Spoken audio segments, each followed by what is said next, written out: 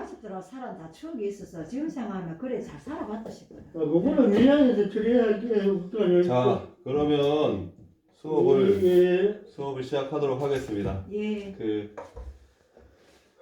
계속해서 예. 계속해서 강아지 얘기를 좀 하면 그 리트버 노란 놈은 이제 훈련이 좀 돼가지고요.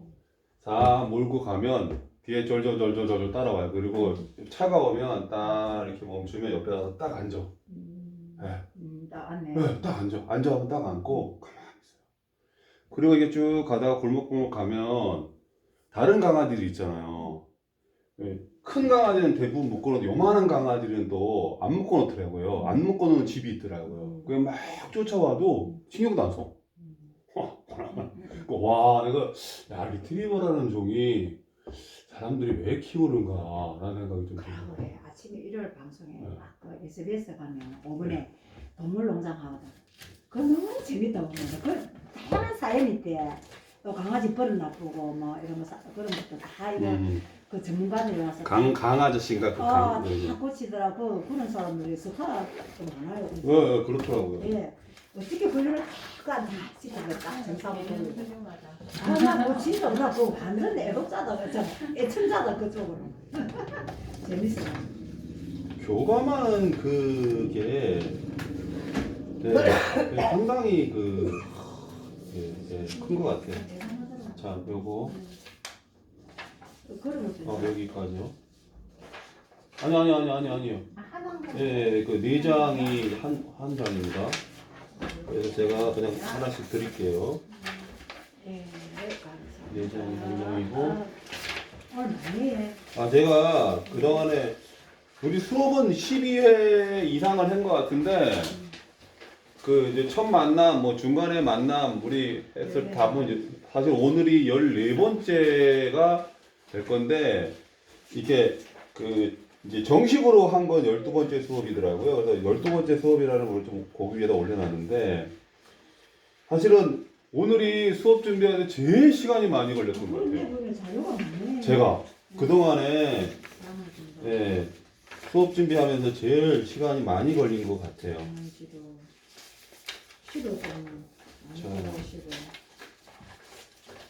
시도 신데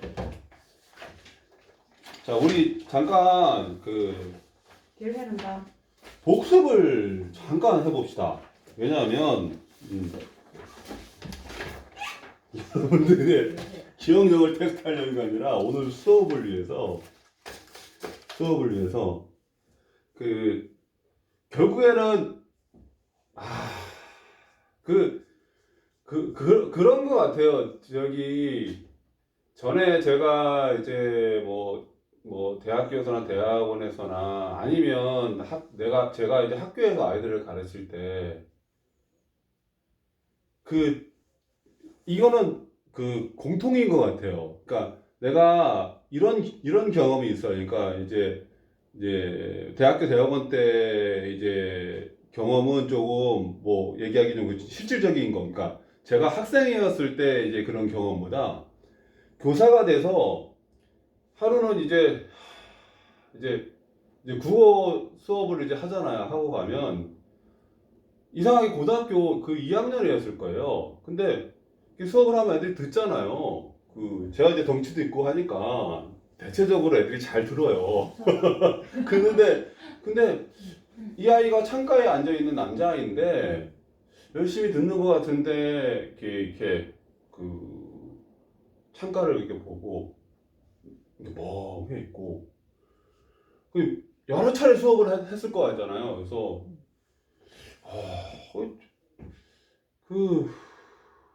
왜 그럴까? 그래서 주의를 주고 이렇게 하는데 이제 그때까지만 해도 제가 많이 사실은 교사로서의 그 자격이나 자질이나 없었던 것 같아요. 뭐 제가 계속 그건 돌이켜서 생각을 해보거든요. 근데 이제 주의를 계속 줄 거 아니에요. 이거 보자 하고 뭐 중요한 인문계 학생들한테는 또 고등학교 2학년 되면 3학년 바로 또 입시도 봐야 되고 중요한 것들이 많잖아요. 특히 고등학교 2학년쯤 되면은 일단은 뭐 수업의 내용의 질보다는 수능에 맞춰서 수업을 하다 보니까 선생들도 다 예민해 있어요. 근데 나는 국어니까. 국어라는 과목이 생각보다 수능에서 어렵거든요. 그 주위를 계속 듣는데 애가 그래서 하고 저렇게 순간순간 자기를 놓치는 것 같더라고요. 그래서 불러가지고 이렇게 엉덩이를 이렇게 때렸어요. 딱 때렸는데 그리고 이제 애가 이제 놀랬겠죠, 사실은요. 이제 혼을 내니까.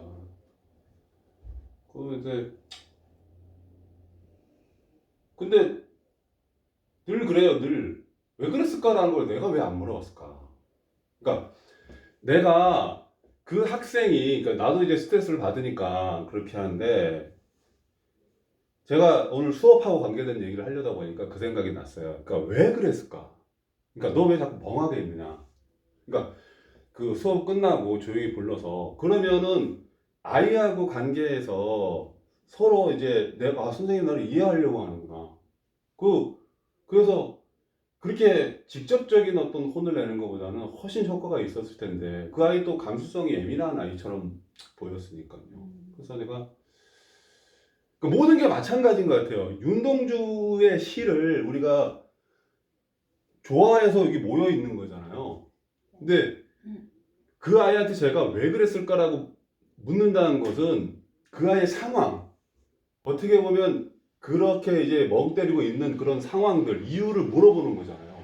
개인적인 것이긴 하지만, 그럼 그 아이가 무슨 대답을 했겠죠. 예를 들면 그냥 엄마가 많이 아파요 라든지, 그럼 내가 그 아이를 알게 되는 거잖아요. 그러니까 이게 교육에는 형식적 교육과 비형식적 교육이 있는데, 사실은 교육에서 비형식적 교육이 더 효과가 높대요. 형식적 교육이라는 거는 국어, 영어, 수학처럼 책에 있는 교육을 가르치는 거고 수업을 하는 거고, 비형식적인 교육은 교사라든지 아니면 누구든지 간에 감화를 시켜서 그 아이의 인생을 모르겠어요. 넓게 깊게 해줄 수 있는 그런 효과가 있겠죠. 그래서 아이들이 다른 아이들, 그 아이하고 친한 아이가 더 그 아이에게 더 교육적 효과가 높을 수도 있다는 게 비형식적 교육의 이론이거든요. 그러니까 제가 여러분들한테 윤동주를 이렇게, 윤동주의 시만, 최근에 이제 시만 가지고 좀 하잖아요. 전에는 윤동주가 어디서 태어났는지 제가 이제 다시 묻는 거예요, 사실은. 수업을 했는데. 그러니까 여러분들 중에서 윤동주라는 시인이 있잖아요. 윤동주라는 이 시인이 있잖아요. 이걸 생각해 보셨는지 모르겠어요. 그러니까 제가 이제 이게 지도를 그려서요. 이렇게 백두산이 있고요. 그 북간도 용종 명동마을에서 태어났다고 했잖아요. 그러니까 명동마을에서 태어났다고 했는데, 사실은 제가 이제 첫 번째와 두 번째 수업에서 가장 중요하다고 하면서 사실은 태어난 곳을 얘기를 했는데, 자, 여러분들 기억력을 묻지는 않을게요. 근데 속으로는 대답해 보세요. 그때 그 유학자들 있죠. 그러니까 그 유자죠, 유자. 선비들이죠. 네 분이 이제 이쪽에 함경북도에서 네 분의, 이 네 분이요, 여기에서 보면 요 지역에서 지도자급이 되십니다. 그 때문에 이 네 분들의 삶이 되게 빡빡하고 힘들진 않았을 거예요. 근데 다만 이 가족들, 전체 가족들, 그래서 140여 명이 요 길림에서, 그때까지만 해도 명동마을이 아니겠죠. 아마 대립자인가 대랍자라는 마을이었어요. 그래서 중국 사람한테 사가지고 명동마을을 새로 건설하는 거거든요. 그러니까 여기서 한 140여 명이 그 회령에서 명동으로 넘어가는데, 한번 생각을 해보세요. 140여 명이 넘어가는 이유가, 그냥 제가 이제 한번 물어보는 거예요. 그냥 딱 생각나는 게, 여러 가지 이유가 있을 것 같긴 하지만, 일단은 첫 번째는 생계죠, 생계. 그렇겠죠. 그러니까 이거 생각나는 게 생계. 그러니까 먹고 살기가 전체적으로 좀 빡빡했기 때문에 그럴 수 있을 거라는 생각을 할 수 있잖아요. 그러니까 제가 이걸 여러분이 기억하실지 모르겠는데, 첫 번째 이유, 두 번째 이유, 세 번째 이유 크게 됐어요. 첫 번째 이유가 생계 때문에 그랬겠죠. 전체적인 그 가족 집단. 이게 되게 중요한 게 뭐냐면 네 사람이 유학자 네 사람이 자기 집안 식구 옛날에 같으면 8명 뭐 이렇게 10명 됐겠지만 그쵸 뭐 8명 이렇게 됐다고 치고요. 그러면 4, 8, 32 30에서 50명 사이만 건너가면 되는데 집안 전체 140여 명이 넘어가는 거거든요. 140여 명이 언제 넘어가냐면 이거 기억 잘 못하실 거라고 보니까 1899년이에요. 1899년에 넘어갔다는 거는 요 시대적 연대가 윤동주를 이해하는데 굉장히 중요한 거예요. 1900년대에 윤동주 할아버지께서 넘어가세요. 1900년에요. 이게 굉장히 윤동주를 이해하는데 되게 중요해요. 여러분들이 제일 좋아하는 시 중에서 별에는 밤 있죠. 별에는 밤에서 오늘도 할 건데 별에는 밤에서요. 나오는 장소가 어딥니까? 그래 북한도란 말이에요. 북한도. 거기에 있는 사람들에 대한 노래를 부르는 거잖아. 이름을 부르는 거잖아요. 이게 무슨 얘기냐면 이게 좀 이따 또 할 건데 무슨 얘기냐면 이 북한도라는 곳이 윤동주의 이상형의 마을이었다라는 거예요. 별에는 밤에서 자기가 저 별을 멀리 있듯이 어머니도 멀리 있어요. 북한도도 멀리 있잖아요. 그러니까 오늘 내가 여러분들하고 별의 의미를 구조적인 의미를 할 건데 하늘과 별에 대한 의미를 할 건데요. 바람도 할 거고 할 건데 이게 그러면 명동마을이 생계를 위해서 갔다 봐보세요. 왜 이렇게 이상적인 별에는 밤 우리 다 알잖아요. 외우지는 못해도 대충 내용을 알잖아요. 그러니까 한번 보시면 왜 이렇게 그러니까 이상적인 곳이 되었는가 봐볼게요. 자, 생계를 위해서 당연히 전체적인 거예요. 그 공동체, 가족 공동체. 예. 그 다음에 이동했어요. 그 다음에 두 번째가 뭘 위해서? 자, 그쵸. 교육. 기억하는 대로 갑시다. 교육. 네, 교육을. 육아들이 봐보세요. 조선이라는 것은 성리학의 세계잖아요. 예, 소중하다고 해서 성리학적 세계관으로 이 세상이 똘똘 뭉쳐 있었어요. 그래서 이쪽에 제가 계속 제 가설 중에 하나가 400에서 500년 정도 돌아가야지 윤동주의 죽음을 이해할 수 있다. 그리고 뭐 이렇게 뭐 지리의 힘이라든지 총견세라든지 뭐 문명의 충돌이라든지 뭐 여러 가지 책을 들면서 내가 여러분들에게 했던 게 뭐냐면 이렇게 해가지고 보면 이렇게 해서 뭐 중국이 있고 산동 반도가 이쪽에 있고요. 그러면 1840년에 그 아편전쟁 2차 아편전쟁 1860년에 베이징까지 함락이 돼가지고요. 이 중국에 의해서 중국이요. 예, 이게 뭐 멸망 직전까지 가는 거죠. 그리고 이쪽은 일본이 제국주의로 발돋움하기 시작했고요. 그러니까 한반도는 자 중국에서 더 이상 들어오는 것도 없어요. 여기도 막혀 있어요. 하나의 섬이 되는 거예요. 그러니까 하나의 섬이 되는 거예요. 그러니까 무슨 말이냐면 유학자들이 이분들이 자기네들 유학 교육 시킬 것 같으면 안 넘어가도 된다고요. 안 넘어가도 된다고. 여기 한국에 있어도 유학 교육을 시킬 수 있죠, 애들한테. 근데 여기서도 유학 교육뿐만 아니라 소위 선진 교육을 그러니까 근대 교육을 시킬 수 없었기 때문에 넘어간 거예요. 이게 되게 중요해요. 그러니까 교육. 그래서 제가 이거 기억하십니까? 명자의 정전법. 그래서 땅을 다 사시잖아요. 그리고 가운데 가장 좋은 터에 뭘 산다? 뭘 남겨둔다? 학교 부지를 남겨두는 거잖아요. 그러니까 명동마을은 일정한 목적이 있어서 가는 거예요. 교육의 목적이 굉장히 컸어요. 왜 교육을 시키려고 하는 거지? 무슨 교육을 시키려고 하는 거지? 아까 얘기했지만 근대교육. 근대교육은 뭐지? 네. 그자. 그 다음에 근대교육에 대한 얘기를 뭐 시간 되면 좀 더 하고 어쨌든 교육을 시키는 거. 세 번째, 땅.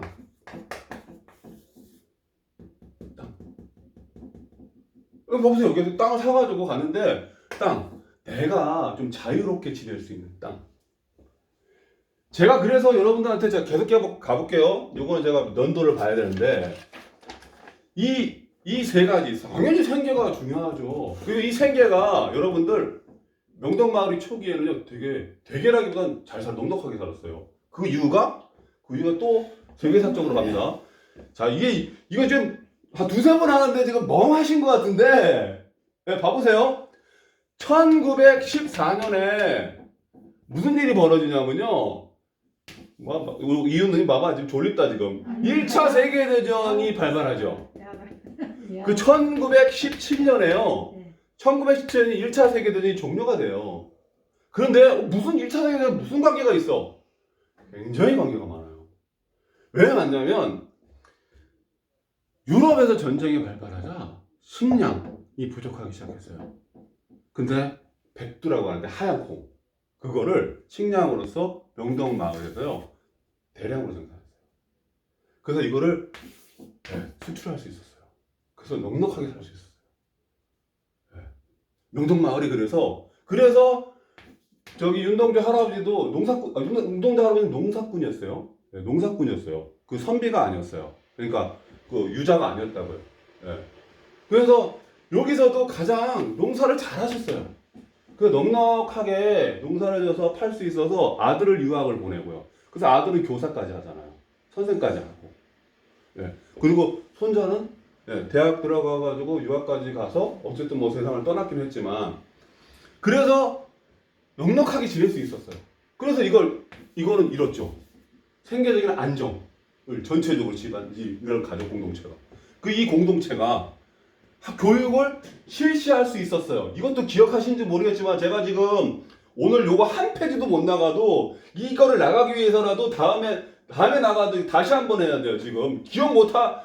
자 이거는 다시 역사적으로 중요한 거니까 뭐 상식적으로도 중요하니까 봐보세요. 그 다음에 교육. 그 서전서숙이라고 이제 기억하실지 모르겠는데 이상설 선생님 기억하십니까? 그러니까 헤이그 특사로 고종이 보냈어요. 그때 서전서숙이라고 여기 북간도에 이상설 선생님이 만든 그게 신민회에서 뭐 우리가 지금 오산학교라든지 뭐 평양의 대동학교라든지 이런 게 신민회에서 비밀결사한테 신민회에서 야 우리가 이게 제국주의 일본 이런 놈들한테 해방되려 그럼 우리가 지금 급하게 교육을 해야 된다. 학교를 설립하자. 그래서 뭐 오산학교라든지 정지 오산학교라든지 평양의 대동학교라든지 그 다음에 여기 서전서숙이라든지 근대 교육을 할 수 있는 곳을 만들자. 이상설 선생님이 뭐 이혜영, 뭐 이동희 뭐 이런 분들하고 해가지고 각자 위치를 잡는 거죠. 예. 그래서 이혜영 선생님이나 이상용 선생님, 안동의 이상용 선생님은 어디로 갑니까? 서간도로 가가지고 전에도 얘기했지만 신흥무관학교 같은 것을 설립하는 거예요. 신흥문학교에서 누가 나왔냐고 또 한 번 얘기하지만 김원봉도 신흥무관학교에 갔었어요. 근데 이렇게 하면 안 되겠다 이거 우리 독립 이거 안 되겠다 해가지고 의열단을 조직하는 거죠. 그 김원봉의 그때 젊었을 때 기세가 대단했습니다. 예, 그 젊은 나이에 그 기라성 같은 나이 많은 사람들 잘 제끼고요. 생기도 잘생겼죠. 그 양반이 그 의열단 단장을 했잖아요. 여자한테도 잘하고 여자한테 매너도 좋고 여자도 맞아요. 진짜 그랬다. 맞아요. 여자 다 매너 좋고 그 여자들이 많이 따르고. 예. 그랬다 하더라. 뭐 그 정도 인본 돼야지 또 우리 존경을 많지만. 너무 부상 그러니까. 우리 밀항에 싸. 박찬성 여사가 동지적인 그런 게 더 강했고. 맞아요. 그래. 박찬성 여사는 또 대단하신 분이죠. 예. 어쨌든 어디까지 교육. 그래서 서전서숙이 이상돈 선생님이 헤이그 특사를 갖다 못 오시게 되니까 서전서숙이 폐하게 되고요. 그러니까 그래서 명동학교를 설립하는 거예요. 명동학교를요. 이때 명동학교를 이제 학교를 했고요. 학교를 설립하는 거예요. 그런데 이때 누가 오냐면 내가 지금 누군데 어쨌든 교사 한 사람이 근대 교육을 할 수 있는 사람이 기독교인이거든요. 이 사람이 서전서숙을 다시 일으키려 가는데 상황이 여의치 않아서 명동학교를 김야견 선생님이요. 김야견 선생님이 이 사람을 당신 우리한테 와서 근대 교육을 좀 해주십시오. 근데 이 사람이 조건을 건 거예요. 자, 육아의 마을이라고 했잖아요. 자, 근데 우리는 근대 교육을 해야 돼요. 뭐 유자, 맹자, 그러니까 저기 뭐야 그 윤동주의 시에는요 맹자, 그 다음에 시경, 오늘 하는 것 중에서 내가 본 시경을 좀 따온 것 같아요. 어쨌든 그런 것에서 시 창작을 많이 빌려옵니다. 그러니까 윤동주의 영향을 준 사람 되게 많아요. 책이나 이런 데 저기 왜 되게 많은데 다 녹아 있는 것 같아요. 근데 이때 명동학교에 이 사람이 제가 정확한 지금 이름이 기억이 안 나. 여기 있나 모르겠다.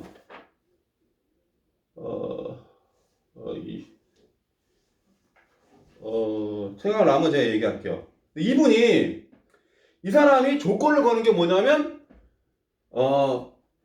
성경 과목을 넣어야 된다.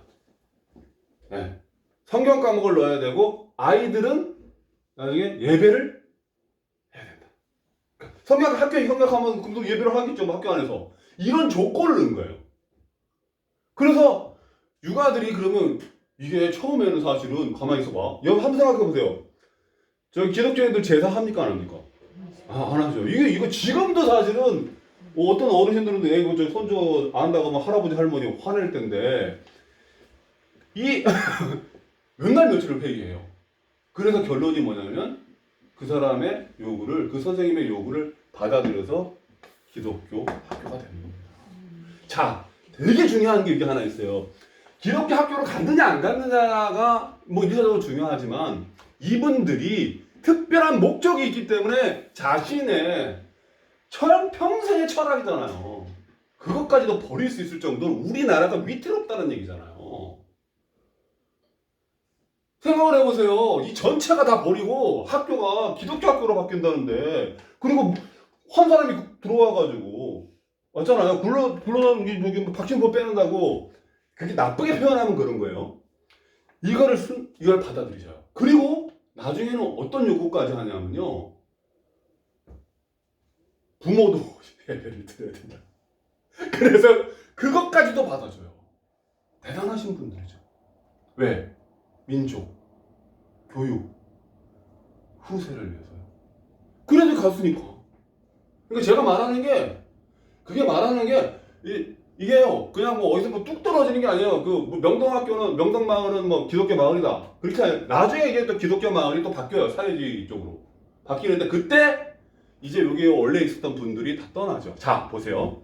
자 아직까지 땅이라고 하면요 사실은 독립운동의 기지 아니면 하부 구조.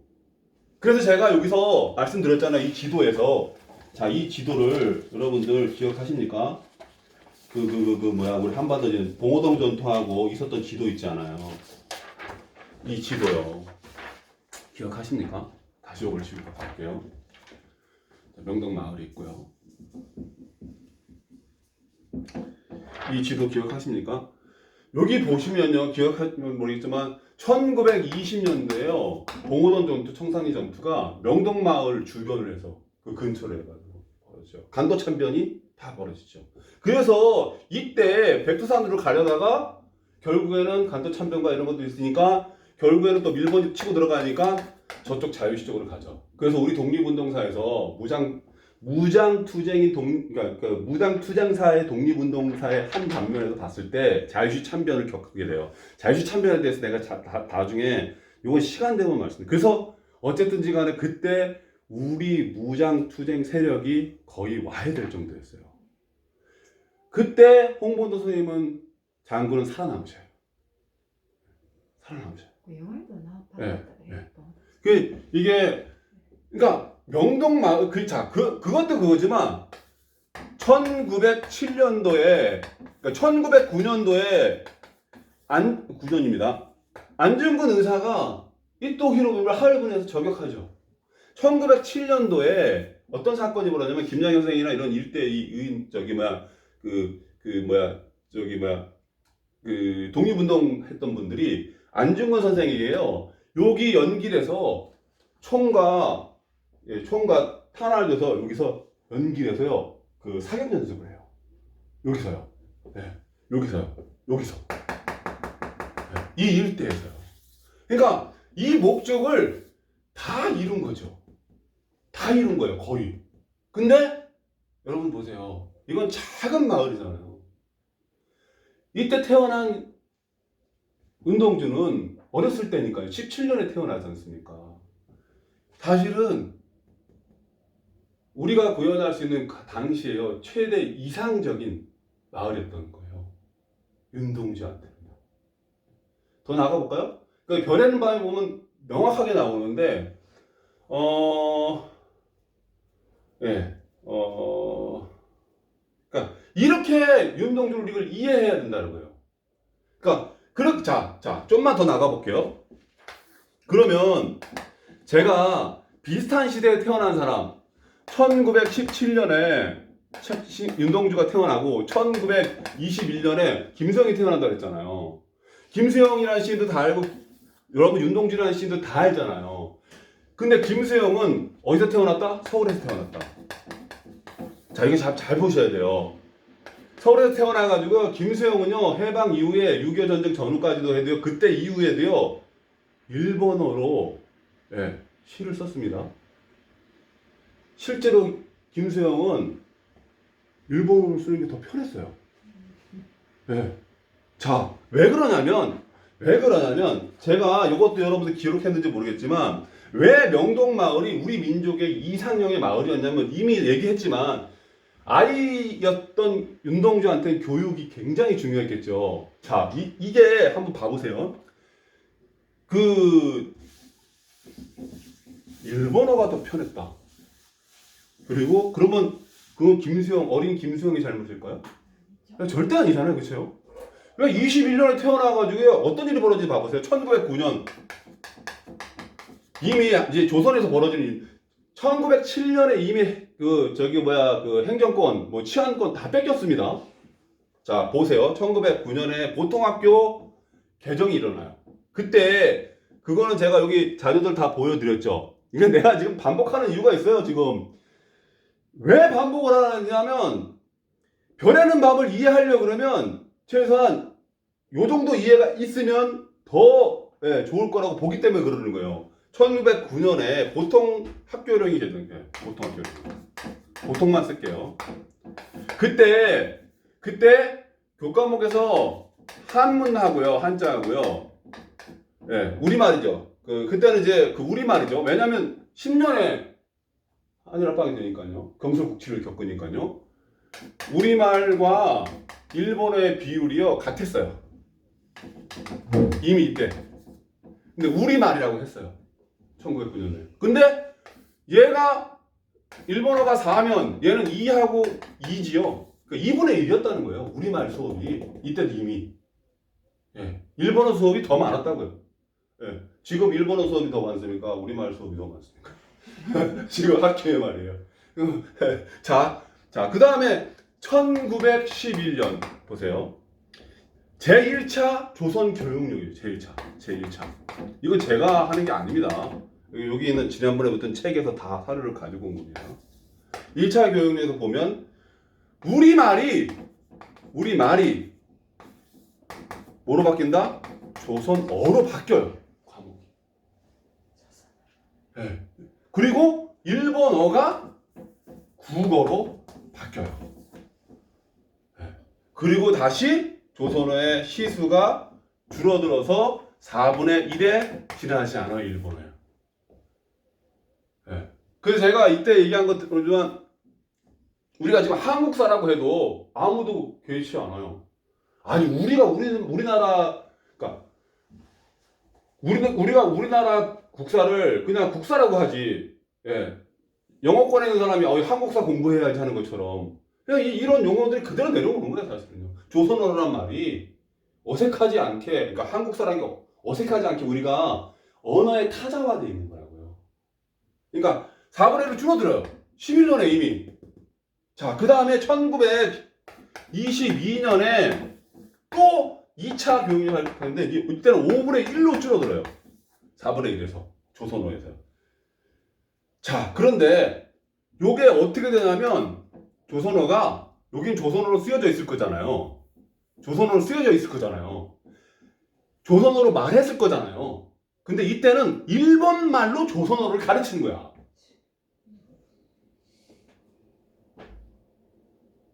자, 22년이죠. 21년에 태어났죠. 서울에 있었죠. 한반도 내에 있었죠. 한반도 내에 있지 않았던 명동 마을에서 은진중학교, 저기 명동초등학교 다녔던 윤동주는 이렇게 교육을 받았을까요? 예. 그러니까 이거는 차원이 다른 거예요. 이거는요, 이 명동 마을이 가지고 있는 굉장히 특수한 상황.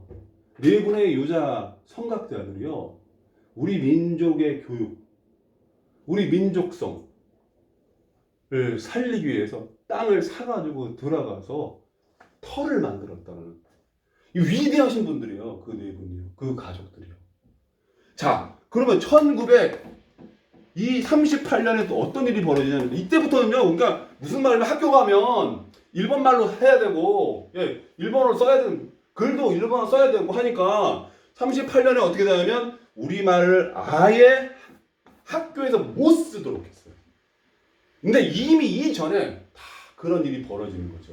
자, 38년이면 언제냐? 여러분들, 내가 연대를 계속 얘기하지만 38년이면 윤동주가 북간도의 명동마을에서 연희전문대학교, 지금의 연세대학교로 이제 대학생이 돼서 오는 시기예요. 그러면 윤동주는 오롯이 20년 동안 무슨 교육을 받았다? 민족 교육을 받았다는 거죠. 김수영은 그렇지 못했다는 거예요. 4년밖에 차이 안 나잖아요.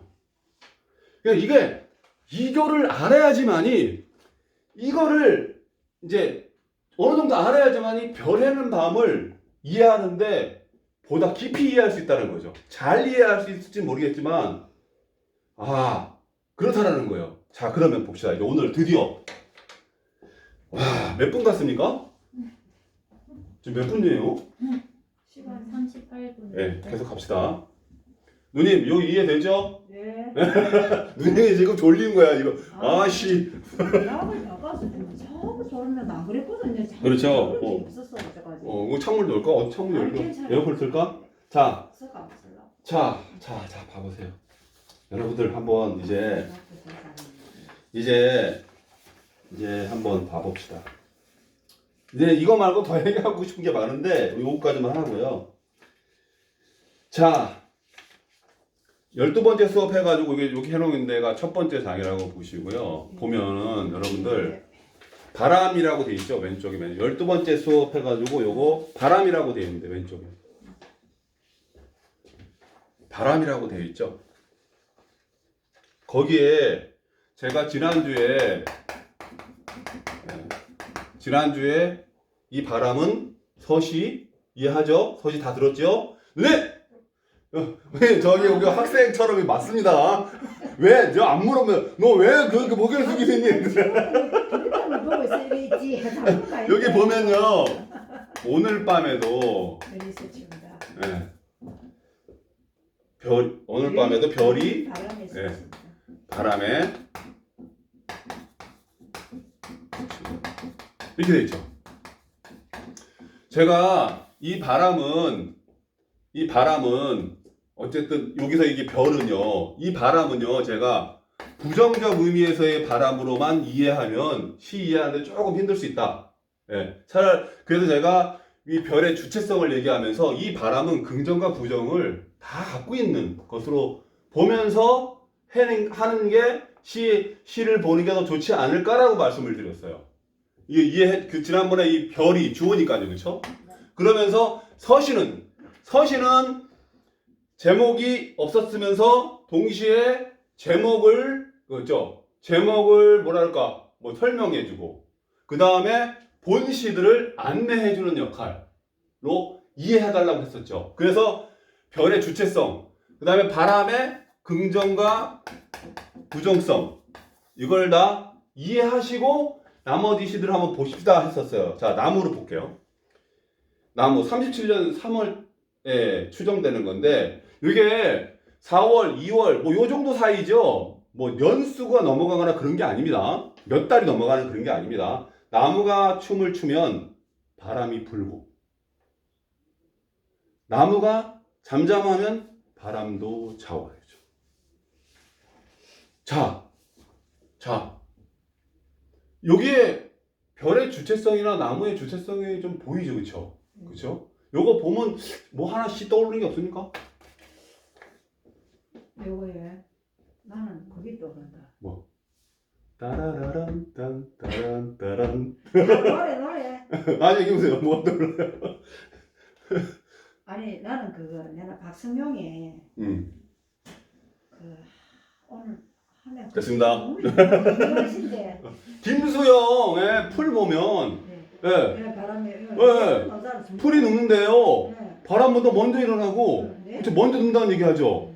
예. 전국적으로. 예. 거기서 말하는 풀과 여기서 말하는 뭐 나무에는 차이가 있다 할지라도 최소한 예. 이거는 어쨌든 나무 주체의 의지를 보다 더 표현한 거는 맞을 것 같아요. 그렇죠? 예. 그다음에 바람에 제가 지금 바람을 이야기하는 겁니다. 지금 바람. 여기서 바람이 완전히 부정적 요소로만 지금 작용하는 거 아니잖아요. 그렇죠? 그러니까 윤동주가 제가 지금 하늘과 바람과 별과 시를 지금 구조적으로 이해시키려고 하는 거예요. 그러니까 지금 하늘, 그 다음에 바람, 그 다음에 별, 그 다음에 시가 나오잖아요. 근데 별에는 밤에서 보시면요, 나중에 보면 하늘 나와 있고요, 바람 건너뛰고 별이 나와 있어요. 네.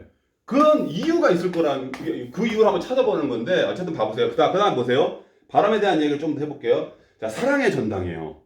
자, 38년 6월 19일인데, 이때는 이미 어디 가 있다? 예, 연세대에 가 있는 거예요. 자, 사랑의 전당이에요. 자, 순아, 너는 내 전에 언제 들어왔던 것이냐? 내사 언제 내 전에 들어갔던 것이냐? 우리들의 전당은 고풍한 풍습이 어린 사랑의 전당. 고풍한 풍습이 어린 사랑의 전당. 어렸을 때인 것 같기도 해요. 네. 순아, 암사슴처럼 순정 눈을 나려감어라. 난 사자처럼 엉클린 머리를 고르련다. 암사슴과 사자입니다. 우리의 사랑은 한낱 벙어리였다. 네. 뭐 이루어질 수 없는 사랑인가 보죠. 그렇죠? 청춘, 성스러운 촛대에 열한 불이 꺼지기 전 순아 너는 앞문으로 내달려라. 어둠과 바람이 우리 창에 부닥치기 전 나는 영원한 사랑을 아는 채 뒷문으로 멀리 사라지련다. 이제 내게는 살림 속에 아득한 호수가 있고 순이에게는요 아득한 호수 가장 좋은 곳을 마련해 주는 거예요. 사실은요. 내게는 험준한 산맥이 있다. 자, 이거 바람을 맞서는 거죠? 당당하게, 그쵸? 예. 네, 이거 봐보세요. 네. 당당하게 시인이 화자가 해볼게요. 네. 바람에 대해서, 예. 그러니까, 긍정과 부정을 모두 아는 상황에서 얘기를 하셔야 됩니다. 생각을 해보면 좋다는 얘기예요. 자, 바람에 대한 얘기를 또 해볼게요. 자, 왜 별에는 밤에 바람이 안 나왔는가에 대해서 제가 좀 이따 설명을 할게요. 바람이 불어. 41년 6월 2일입니다. 그러니까 어떻게 되죠? 38년대 1학년 39년. 그러니까 이제 4학년쯤 됐죠. 이제 4학년이요. 바람이 불어. 바람이 어디로부터 불어와? 바람에 대한 얘기 계속 하는 겁니다. 지금 제가. 어디로 불려가는 것일까? 바람이 부는데 내 괴로움에는 이유가 없다. 내 괴로움에는 이유가 없을까? 단 한 여자를 사랑한 일도 없다. 시대를 슬퍼한 일도 없다. 그랬을까요? 단 한 여자 사랑 안 했을까요? 시대를 슬퍼한 일도 없었을까요? 네, 그건 여러분들이 판단해 보시죠. 바람이 자꾸 부는데 내 발이 반석 위에 섰다 하죠. 네, 반석 위에 섰다. 강물이 자꾸 흐르는데 내 발이 언덕 위에 섰다. 자연은, 윤동주의 자연은 멈춰있지 않습니다. 계속 움직입니다. 자, 다시 가볼게요. 여기서 나무에서 바람이 좀 수동적으로 나오죠. 사랑의 전당에서 바람을 맞서는 화자가 나오죠. 그쵸? 그 다음에 바람이 불어에서는요, 41년도에요. 4학년 때예요. 예. 당당히 맞서서 넘어서 반석 위에 선 화자의 모습을 볼 수 있는 거예요. 바람이 자꾸 불어도요. 예. 자, 화자가 이렇게 분명히 시간적 순서에 따라서 뭔가 보다 더 의지가 강해지는 모습을 볼 수 있어요. 자, 여기까지 바람 가볼게요. 자, 그 다음에 하늘입니다. 하늘은 어떻게 나오는가? 뭐 제가 뭐 힌트로 하늘 왼쪽에 해놓고 북한도 명동마을을 대신한 공간이라고 하기도 하고